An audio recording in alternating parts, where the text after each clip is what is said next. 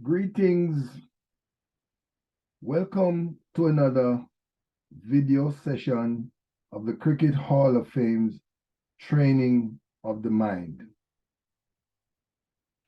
I am Michael Chambers, the Executive Director.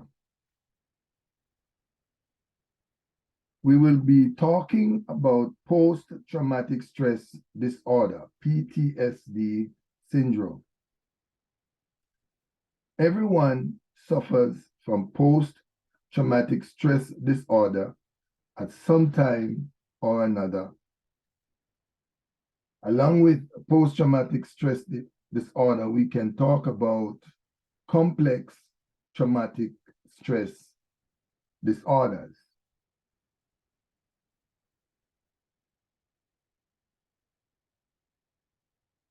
The statement was made that there are 4 pillars to success. There are 4 compartments that we must satisfy if we want to live a successful life.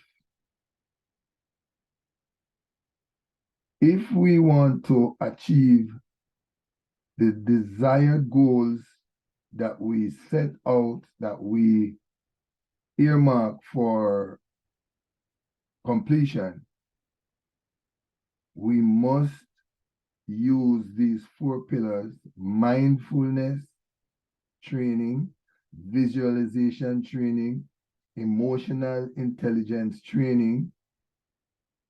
Those are the first 3 training pillars that we must use. And then we say we couple all of this for success.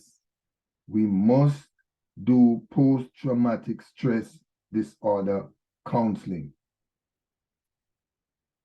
After we have completed our training, mindfulness, visualization, and emotional intelligence training, we say we must visit our psychiatrist for a checkup. We said we visit the doctor, we visit the dentist, we visit the ophthalmologist for checkups.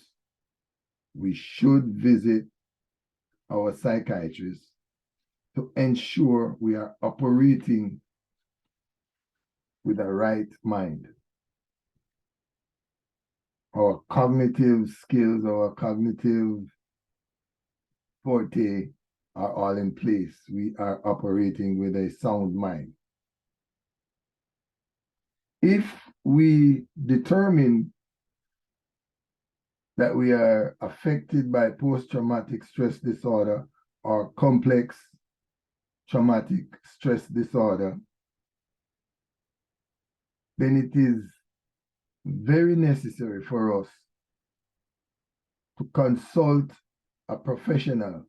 It is very necessary to sit with a psychiatrist to deal with the problem that we are faced with. We say PTSD is a mental deficiency, a mental disorder. So if we determine that we are suffering, that we're having problems, it's very necessary for us to consult a professional.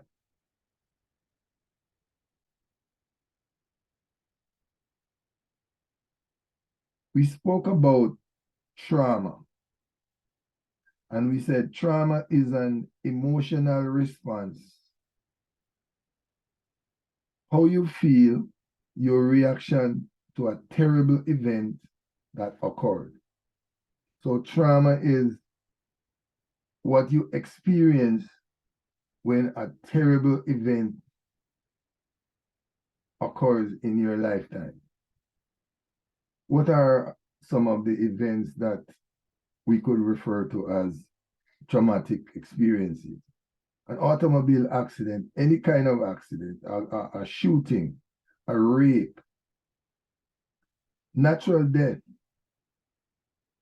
a disaster, a hurricane, those sort of things, if we experience them, are traumatic experiences. Then we talk about stress, traumatic stress disorder. What is stress? Stress is a feeling of emotions or a physical tension, an event or a thought that can make us feel frustrated, angry, or nervous will cause us to experience stress. However, they say stress is your body's reaction to a change, some sort of change taking place in your life, or a demand on your system. So somebody comes up to you and says to you, I want you to complete this job in 5 minutes. You know you can't complete it.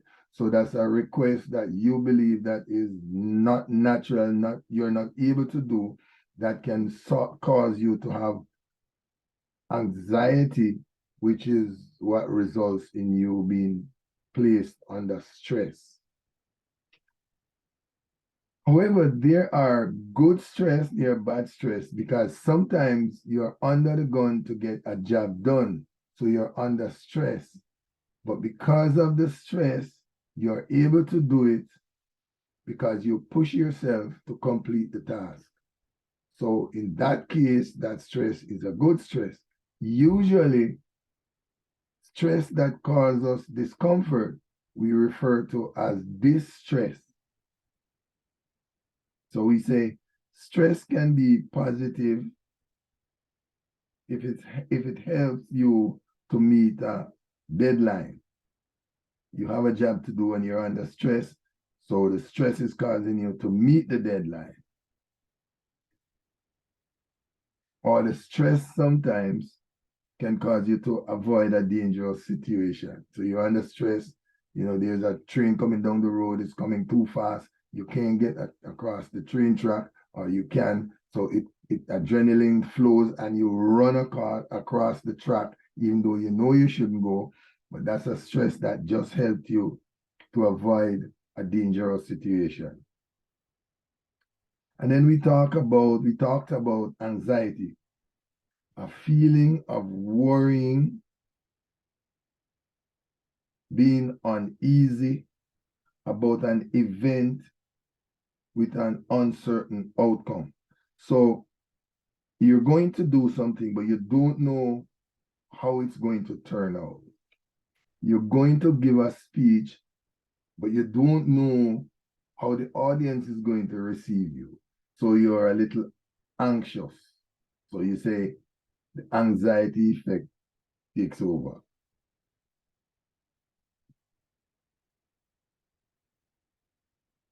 Post-traumatic stress disorder. If the situation that's causing the stress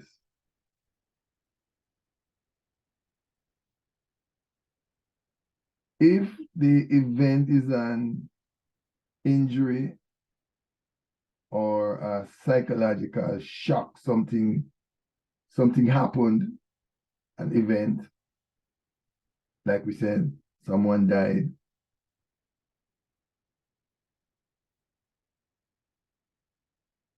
we are under stress for that period of time. So we refer to that as post-traumatic stress disorder. That's what we refer to that as.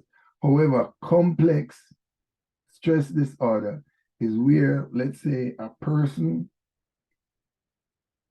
has been exposed to a traumatic event over a period of time. You live in a house where your parents are very disruptive, they have lots of arguments. That can cause stress. You're exposed to bullying by your friends, your relatives. That also causes stress. Now, if that lasts for a long period of time, weeks, months, then you now develop what they call complex stress disorder. So where you are sexually assaulted, soldiers going off to war, an automobile accident, a police officer coming under attack, observing a shooting. If that is not persistent, then we refer to whatever dysfunctionality that you develop. We call that post-traumatic stress disorder. The complex stress disorder also is developed, but this is over a period of time where you are exposed to your parents, you're exposed to bullying over a period of time. Those sort of stress will also cause you to be dysfunctional. So what are some of the symptoms of PTSD?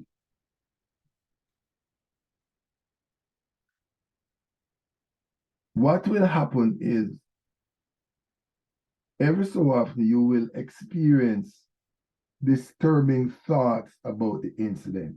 If you've been raped, then every so often you will, if you come to a site or something that's pertaining to the incident, you come across, you go by the site, you hear some words that were said during the incident, the occurrence of the event. Those will jar your memories and you will start thinking, you will start feeling a state of anxiety. You will become disturbed. You will have dreams about the incident, dreams relating to the event. Those are some of the things that you look for to determine whether or not you are developing post-traumatic stress disorder or complex stress disorder.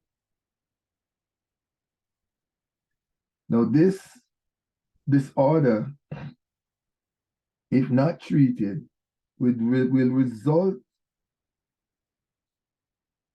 in affecting how a person thinks. Your perspective now going forward will be damaged, if for a lack of a better word. You will now look at things in a different light.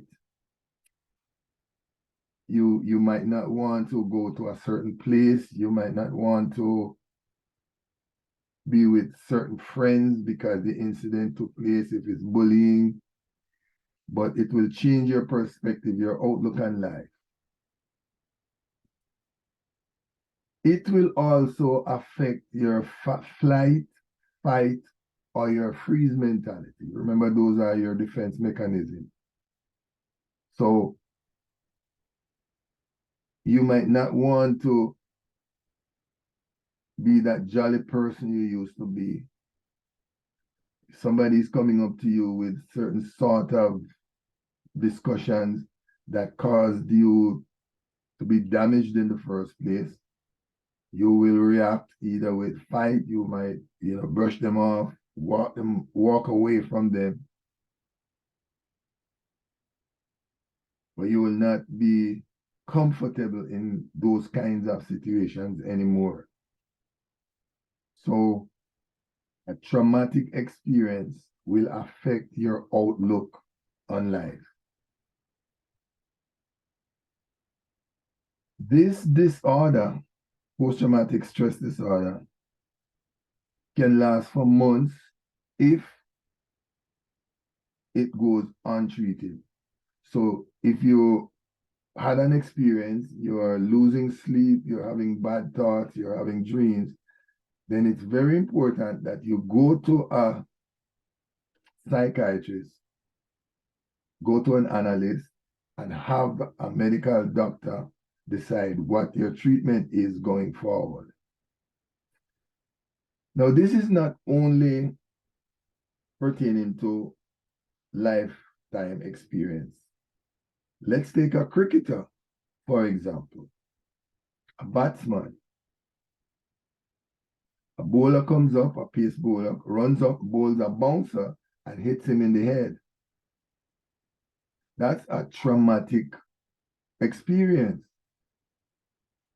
This batsman, if not treated properly, if not counseled properly, might not be able to bat again, not because he was hit in the head, but because every time a pace bowler is running up to him, he's now going to be scared. So his perspective, his outlook now, he's always going to be scared of a pace bowler.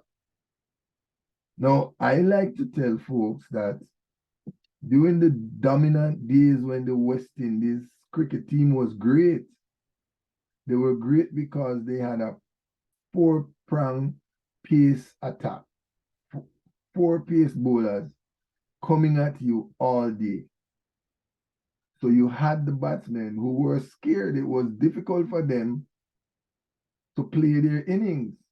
So the pace bowlers got over and they were allowed to bowl as many bouncers as they could. As time went on, the rules were changed. The pace bowlers were only allowed to bowl one short pitch ball per over. Now that made a huge difference. And with the advent of helmets and thigh pads and the whole 9 yards now of protective gear, the batsmen are no longer scared of pace bowlers. And I like to tell the story. As a result, West Indies cricket is in the doldrums because they were winning because of fear. The other team was fearful of us. Take that with a grain of salt, you know. That's just my opinion. It is said that PTSD or complex trauma can cause a person to develop suicidal tendencies. Now, that is the part that is very scary. Because if we say every person at some point in time has been exposed to traumatic events,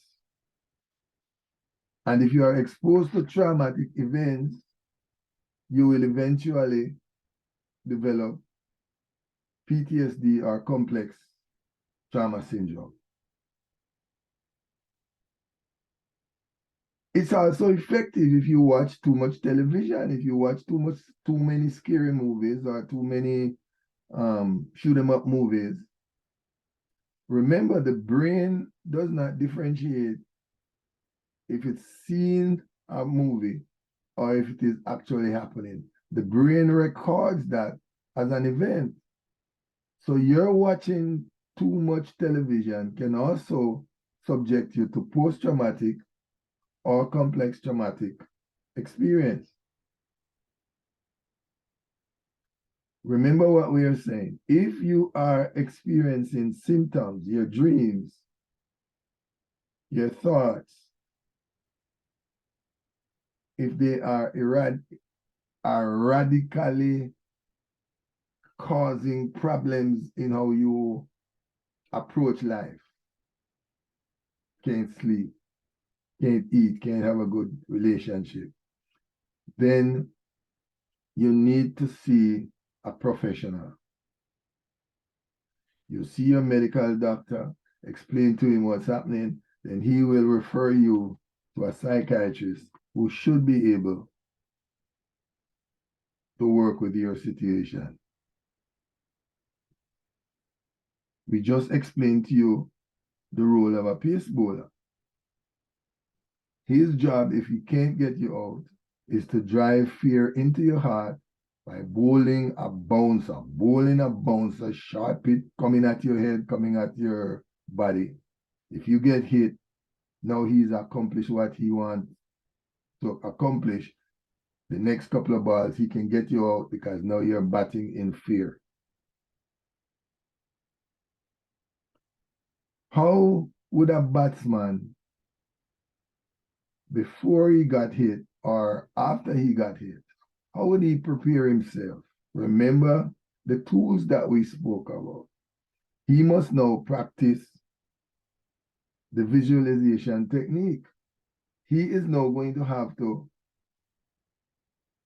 with bat in hand, standing or sitting, whichever he wants, but he must now practice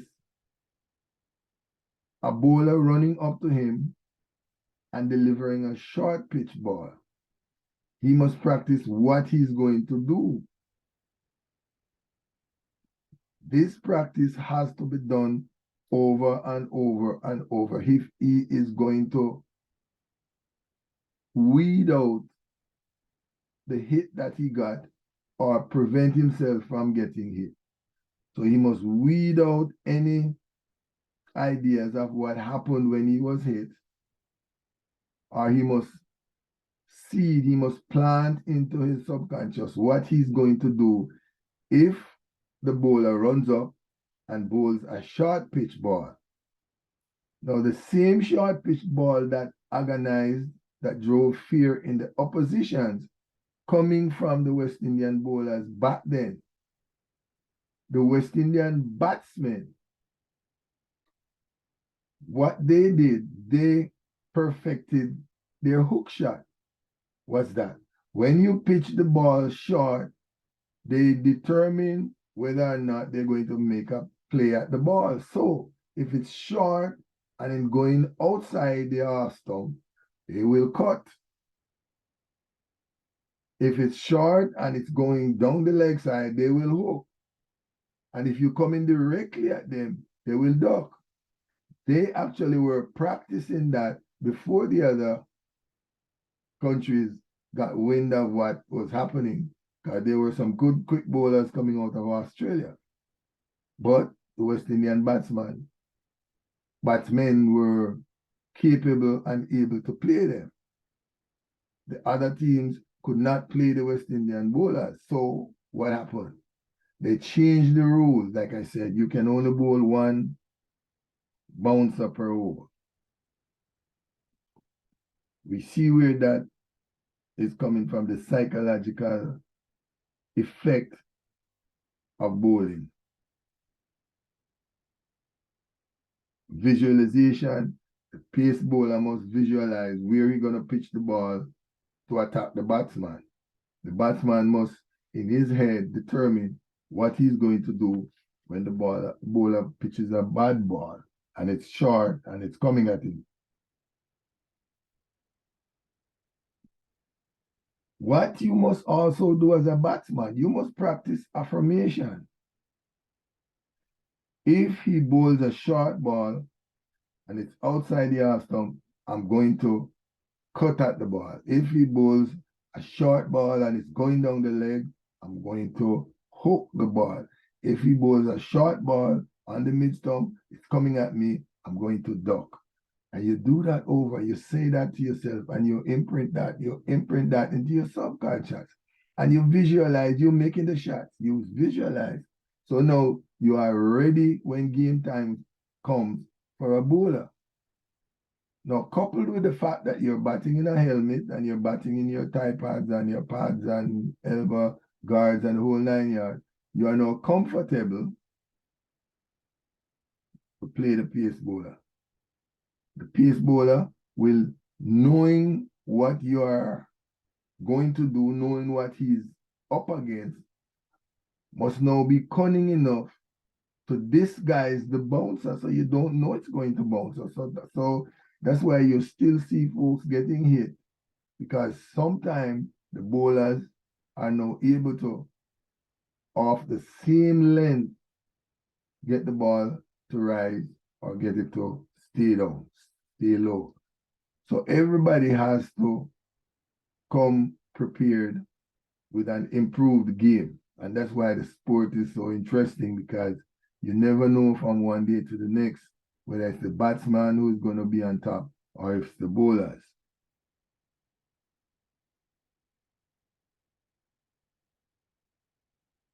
The statement was made that success, like we say, has 4 pillars: visualization, emotional intelligence, mindfulness.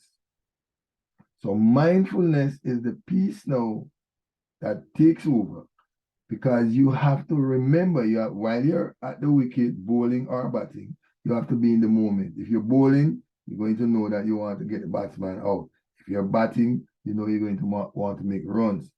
If you're a police officer, you know you're going to want to stay safe. If you're a soldier, you want to stay safe. So whatever your profession is, you have to be mindful of what you're doing.